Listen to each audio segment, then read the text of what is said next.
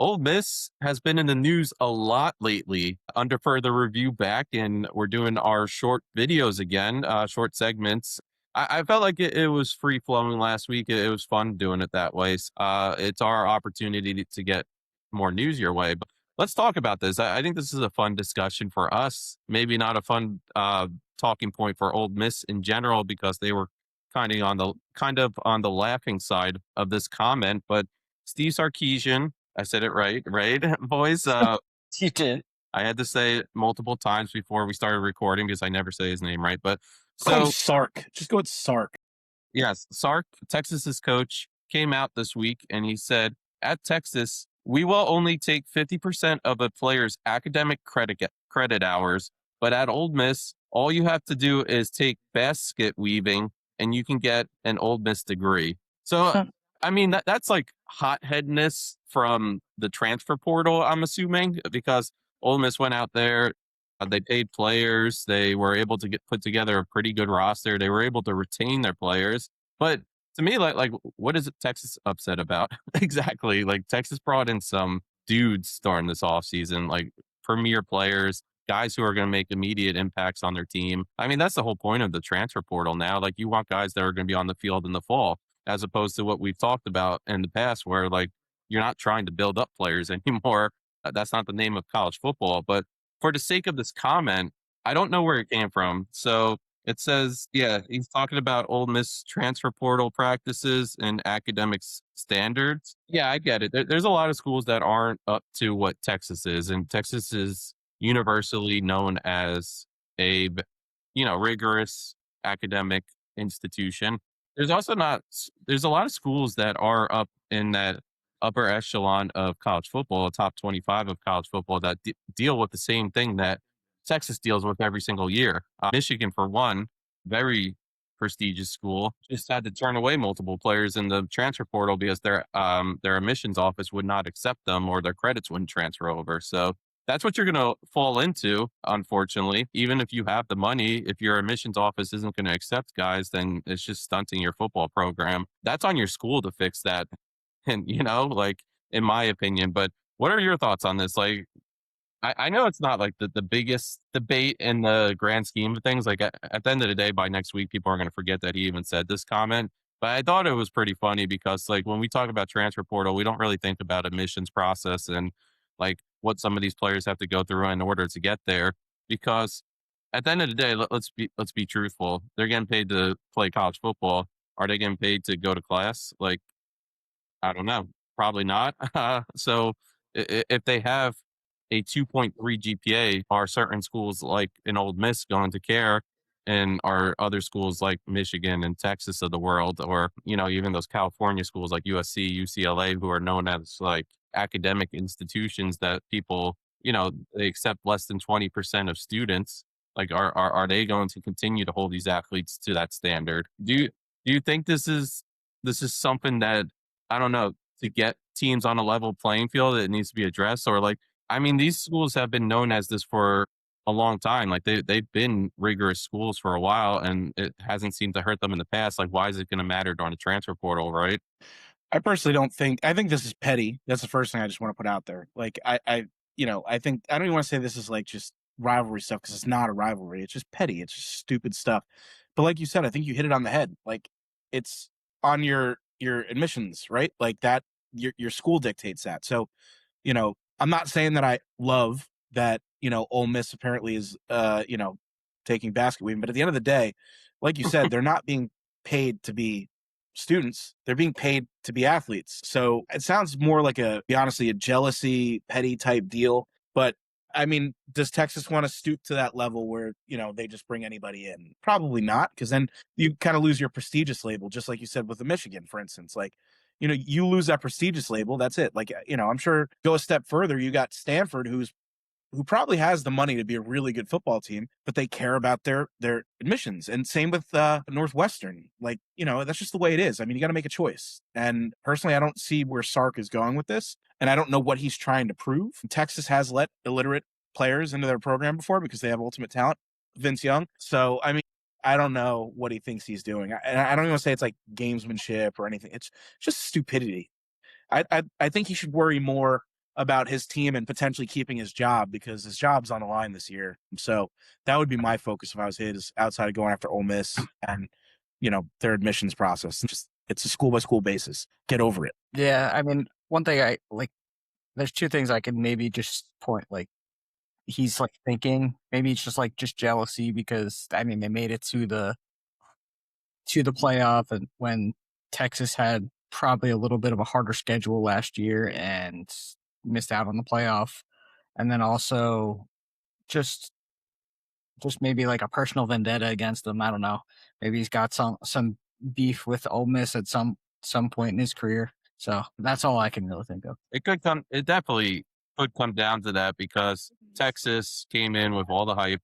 I remember week 1, the build up for the Ohio State game. It was like, these are the two teams. Like, was Texas even number 1 in the preseason polls? Just because there was so much.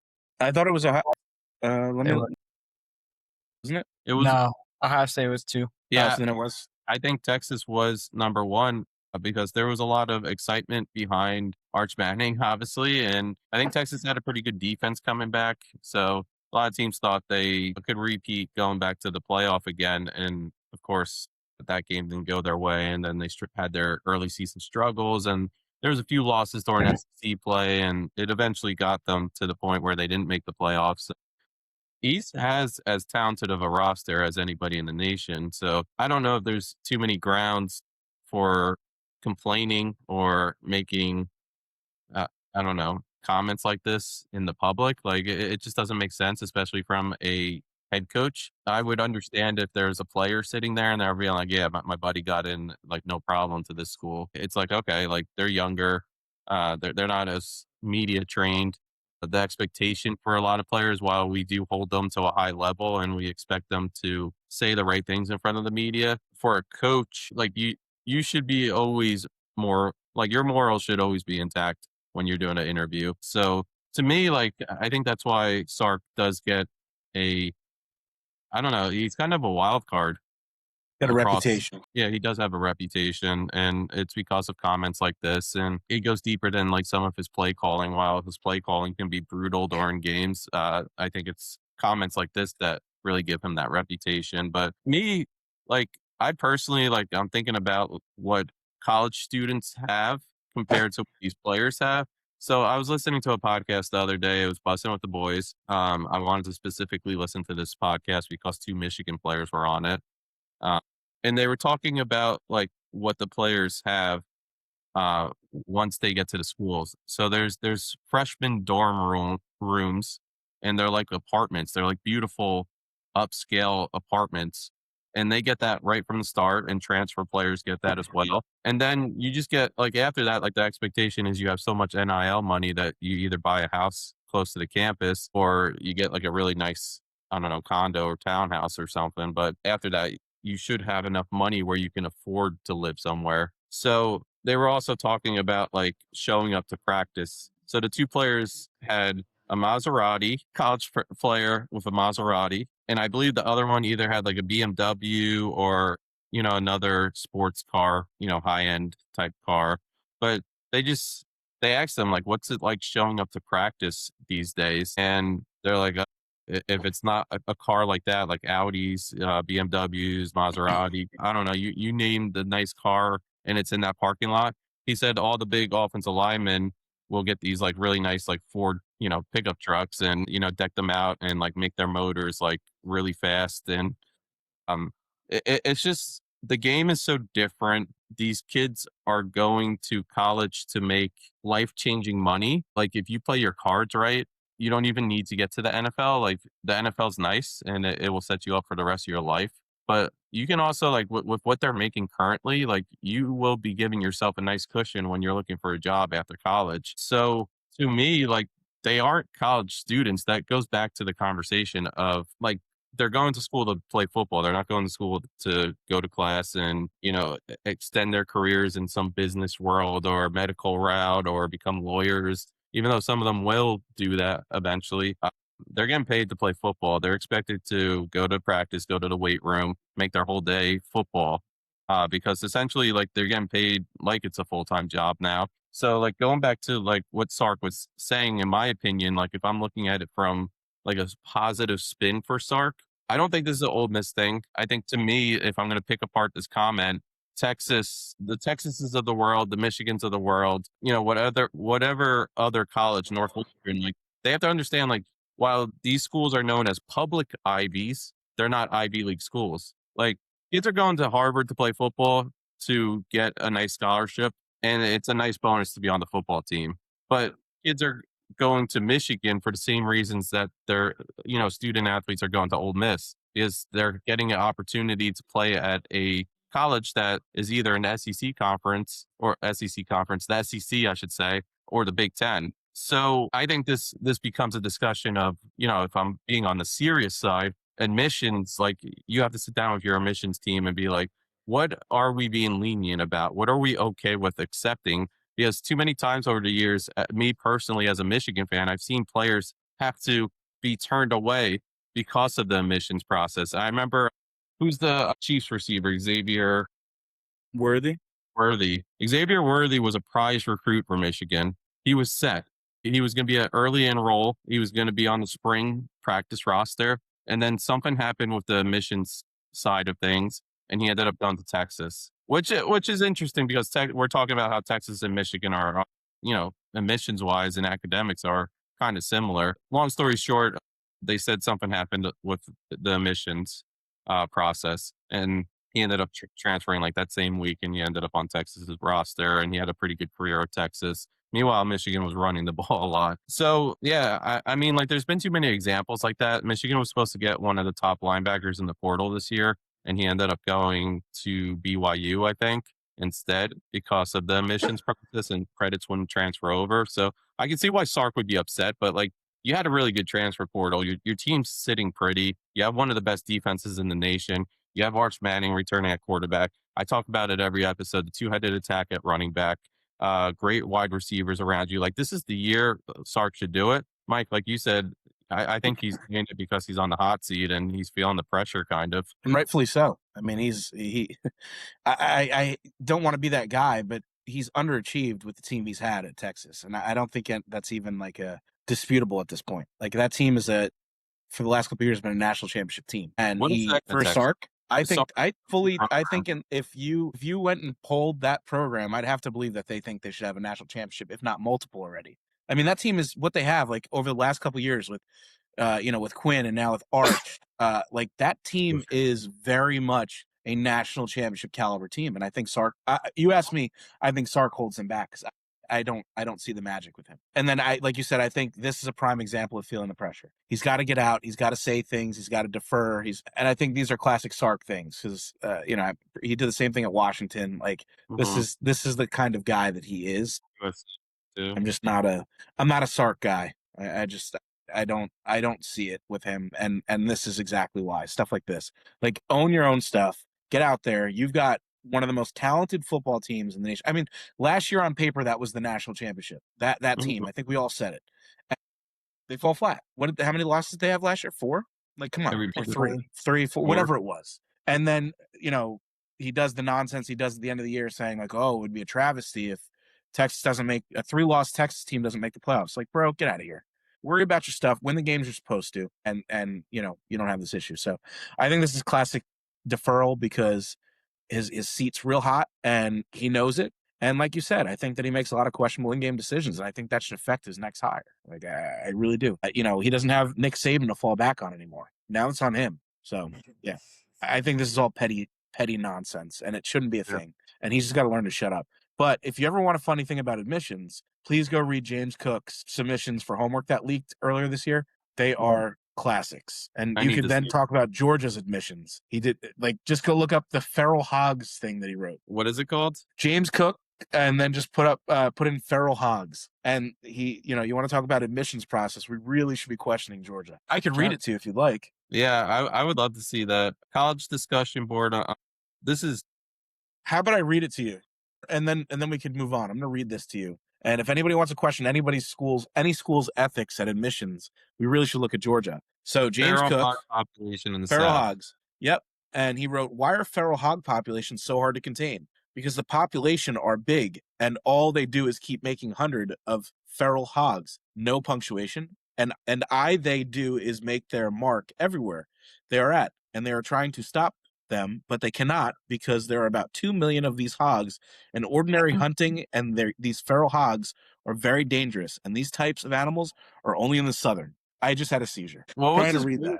that. Did they announce his grade on that? They didn't, but I got to be honest with you. I would call into question whoever this teacher was if they didn't, like, hey Kirby, can I talk to you for a second? Like this is. But again, they're not there to be athletes. They're not there to be students. They're there to be athletes. So Yeah. I can't get too feisty about it. But we're calling out Ole Miss, and this is the stuff that's going on at Georgia. I don't know. It's just stupid. Again, Sark, worry about your business. Get your stuff in order. Worry about your own house. How about you win some games? Get the national championship that school thinks they deserve, and move on. 2 quick notes before we close this out. Arvell Reese, the big story was him having a 0.4 GPA in high school, and then he ended up at Ohio State. So Big Ten schools typically have tough admissions process. I guess Ohio State, maybe that's why they're so dominant every year. They just accept anyone and everyone. I think at this point the game's changed. If you've got the talent and the school wants you, they're going to find a way to make it happen. But I'd love to hear Arvell Reese's documentation on feral hogs as well. Yes, that'd be great. I don't know if they're looking. Does Arvell Reese know what a feral hog is? What would be like an Ohio animal? Maybe he can write an essay. Buckeye, just a seed. Harambe. Harambe. Who killed Harambe? He could do a paper on that, maybe. I would love to hear anything that Arvell Reese wrote if that truly was his GPA. I'd be very interested. I think it'd be fun. Maybe he got someone from the engineering department and they wrote his essays for him. Maybe it just all clicked. It all clicked. The day he graduated high school, it all clicked. Under Ryan Day. Maybe he wrote an essay about why Ryan Day pierces his nipples. What? That could be a good topic. You never saw that? There was a game where he was doing a post-game interview, and he has a polo on, and he's kind of sitting there with his arms on his hips, and you could clearly see that his nipples are pierced through his polo. I was like, I can't believe I'm about to Google Ryan Day nipple piercing. It's a thing. It was right before they lost to Michigan at home when they were supposed to spank Michigan 2 years ago. Oh my God. I see it here. Yes. He's got the barbells, bro. He's got the barbells. What a loser. Just Ryan Day looks like he's someone that has like the bull piercing on the nose. We went from admissions to nipple piercings. He definitely has like a freaky past. I'm not gonna lie, Ryan Day, whatever you did in the past, it got you where you are at this point. So by all national means, championship winning coach that's got nipple pierces and apparently just got Arvell Reese through school. Good on you. He was very excited during draft day too. He was cheering on all those players in the first. Probably made those nipple piercings feel good. Maybe you remember our high school used to rub the eagle before they walked out onto the field. Maybe these players rub these nipple piercings. Did they have consent before they rubbed the eagle? Did you consent? Did you ask the eagle for consent, Kevin? It was on the head. Just rubbed on that thing like that? It was the top of the head, right? Yeah. It wasn't like Kevin was specifically trying. Just top of the head. Yeah. Or wherever. Anyway. Ryan Day is going to sue us for defamation. Yes. Why you bring it up? Great. Thank you. I appreciate it. My last thing on Sark. Does Sark not have a Lane Kiffin pathway kind of going? Like, hasn't really. No, I think Sark wishes he was the coach Lane Kiffin is. Yeah. I think they do. All right. Let me rephrase that. LSU, they do the same Alabama. dumb stuff, but Lane Kiffin has something to stand on. But LSU, Alabama. So not LSU. I keep saying LSU. USC. They were both head coach at USC. Then they both took coordinator positions at Alabama. And then Sark went to Washington, you said? Sark started at Washington. Oh, where was he before? Was he Alabama's coordinator before he became the Texas head coach? I would think that was probably it, right? Okay. He got hired after Kiffin left. And he got hired after Kiffin left. All right. So admissions process, hogs running wild in Georgia, and nipples piercings. So you get everything here. And at the moral of the story, Sark, do your job. Don't worry about other people. Do your job. Yes. You got to win this year. This is the year. This is the talented roster. Stop complaining about other people's admissions process and who they let into their school and allowed to transfer over and play on their football team. Just go out and win. So let us know what you think. I feel like recruiting and the transfer portal is just such a topic that it's just going to keep evolving. over time. But in the comments, you know what you think. If you want to talk about nipple piercings in the comments, you certainly can. We support it. But yeah, No, we don't. No, we don't. to our channel. We do not. That's not something that we support here. And please, Mr. Day, go after the Michigan fan. I actually heard if the Jets have a losing record this year, Mike is going to get his nipples pierced. Mike's not getting his nipples pierced. He's not doing that. Nope. And I heard that your wife supports it. She supports everything I do. Thank you. She wants pain. Why would anyway, moving on. All right. Subscribe to the channel.